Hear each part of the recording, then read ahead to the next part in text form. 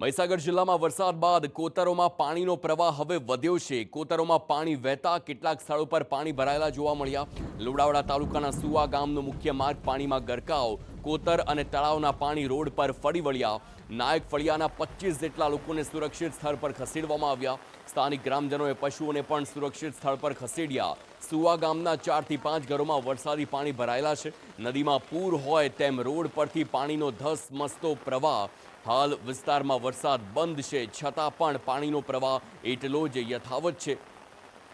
સંવાદદાતા આશીષ ઠાકર ફોનલાઈન પર। આશીષ, મહીસાગરમાં કોતરોમાં પાણીનો પ્રવાહ વધ્યો હોય અત્યારે શું સ્થિતિ? શું વરસાદ કાબુમાં આવ્યો કે હજુ તીવ્ર છે?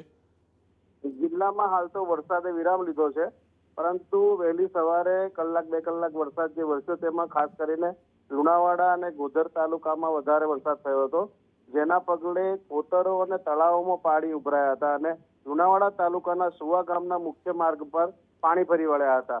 વરસાદના પગલે કોતર તેમજ તળાવમાં પાણી જોવા મળ્યા અને જેને લઈને આ રસ્તાઓ બંધ થયા હતા। સ્થાનિક ગ્રામજનો દ્વારા જે નાયક ફળિયું આવેલું છે તેમાંથી 25 જેટલા લોકોને અન્ય જગ્યા પર ખસેડવામાં આવ્યા। તેમના ઢોરટાકને પણ અન્ય જગ્યાએ ખસેડવામાં આવ્યા। જ્યારે 4 થી 5 જેટલા મકાનો છે તેમાં પણ પાણી અંદર ઘૂસ્યા હતા અને જાણે નદી વહી રહી હોય તેમ રસ્તા પરથી પાણી જઈ રહ્યા હતા। જોકે હાલ તો વરસાદે વિરામ લીધો છે અને પરિસ્થિતિ કાબુમાં છે। આભાર આશીષ સમગ્ર માહિતી બદલ।